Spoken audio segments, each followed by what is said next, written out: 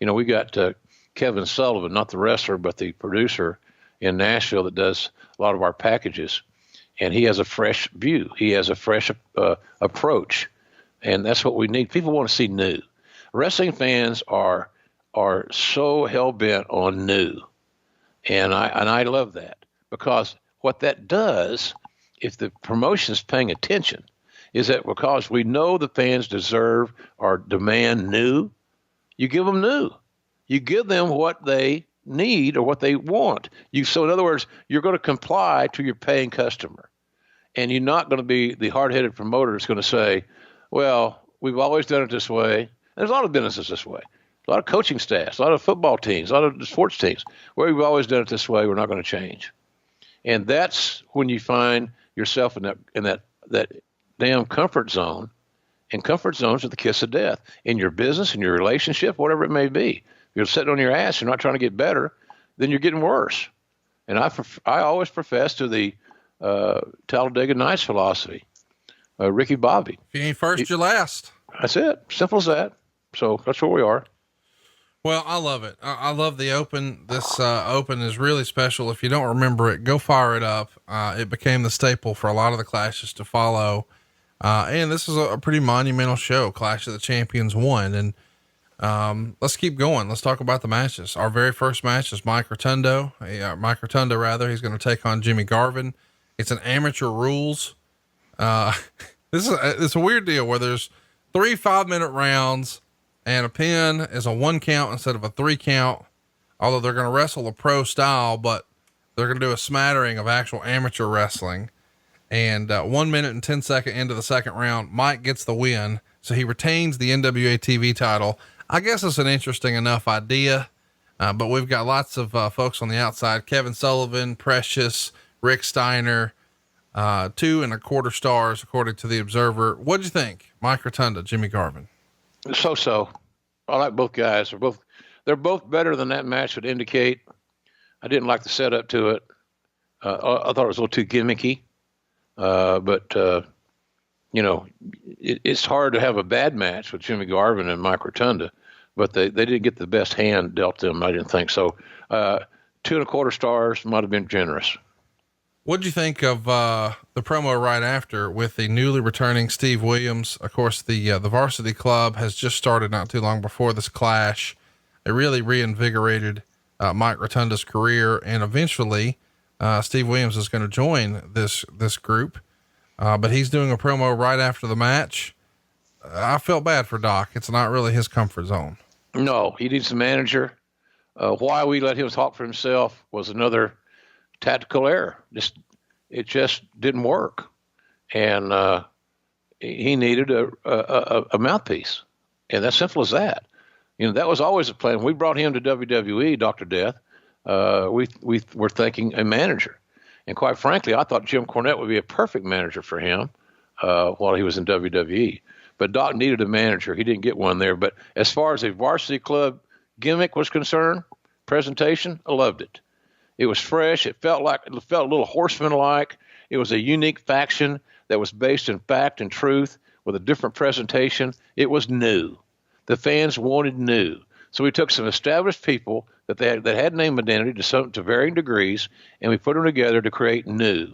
And the new, I thought, was getting over. It's getting over to the point that I wasn't sure if they were going to be baby faces or heels, because they just beat people up. They didn't cheat much. They just come whip your ass. And when somebody just comes and whips your ass, a la Stone Cold or somebody, John Moxley, it's hard to make people boo you. Let's talk about something else that's outstanding. After this promo from Dr. Death, we go to a commercial break, and this is unbelievable. There's an ad that airs here for the 4 Horsemen Top Performance System. And this is a commercial with vintage Horseman footage, and they're pushing 4 Horsemen energy pills. How great is this? It was chasing money, chasing new dollars. Everything. We talked about a lot of things that were being attempted to be monetized. Here's another idea. I have no idea how many of these were sold, if any. I have no idea what the ingredients were in a quote unquote energy pill. I suspect it had its fair share of caffeine in it. But it was just another way to try to create new money and compete with the ever-growing WWE brand. Because at some point in time, and I think this has been proven out more than once, is that unless these guys are getting top dollar in their own mind, then, or their wives think they're not getting the top dollar in their mind, so they can shop more, then you're going to be losing people to WWE where they can go ostensibly make more money. So it is pro wrestling. It's pro. They get paid for this shit. So that was sort of where all that was, a chance to make new money. And I don't think that ever, if it created revenue, Conrad, that's a new one on me. That really is. Because if I never heard anybody bragging about a big check they got, and you would have if it had been true. I don't think any were sold to any degree that anybody made any money on it, but maybe I'm wrong. Well, it is kind of funny. You know, this is the era where Hulk Hogan's on TV saying, eat your vitamins and say your prayers and all that. And Flair's the one actually selling the vitamins. Flair should have been selling like kamikaze sets or something instead. Yeah, exactly. Or Blue Chew. Yeah. Well, that's up his alley. Next up, we got the Midnight Express retaining the U.S. tag belts over the Fantastics by DQ. 10 minutes, 15 seconds. Meltzer gave it 4.25 stars. He absolutely loves it. He still talks about this all the time. Meltzer would write, there was so much action that the cameras missed a lot of it. They used chairs, tables, tennis rackets, and did lots of brawling outside the ring. At one point, Bobby Eaton threw Tommy Rogers onto a table held by Jim Cornette. Eaton then slammed and bulldogged Rogers onto the table, and Rogers got an abrasion above the eye from it, and he had to be legitimately hospitalized. Fulton got a swollen limp as well.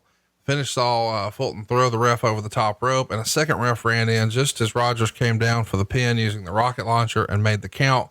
But of course the decision was reversed. The only bad thing is that it's an ending they do way too much.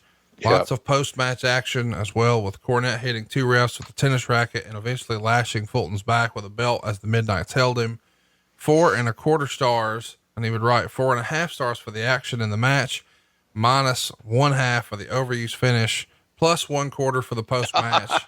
It's amazing, all this plus and minus. Oh, horseshit. He refers to it as a classic Memphis brawl, and the Midnight Express are well established. I mean, some of the all-time greats, but the Fantastics, this is one of the matches that really stands out on a national scale with them.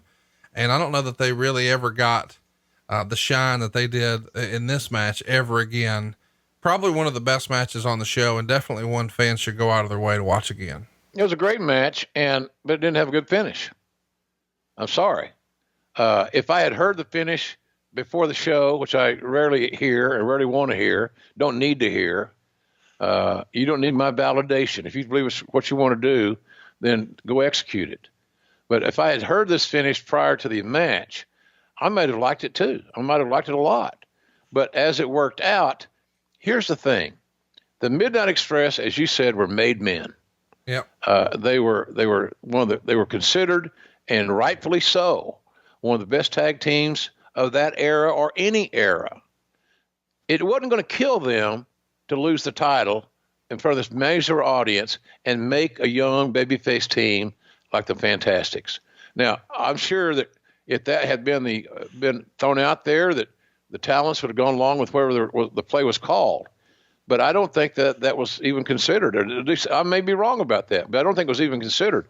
But the Midnight Express should not have retained the titles, in my view, on that night. They can get them back in a variety of places, a variety of times.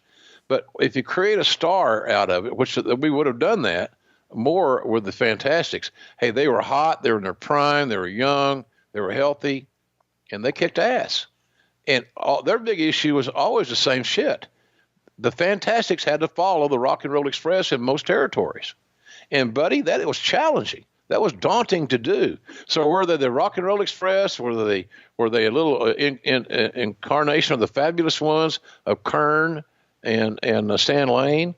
You know, what were they? So I think that was the wrong finish to utilize for the big picture. There's no doubt the big money was always going to be in the better team, which is the Midnight Express. But they were so made, them losing on this night in Greensboro would not have hurt them one iota, and it would have helped advance the story with the Fantastics. New champs, young, vibrant team. I just feel I understand where Meltzer was coming from, and I don't totally disagree with it. But that match would have been a simple 4+ stars if it had not had that lousy ass finish, in my opinion.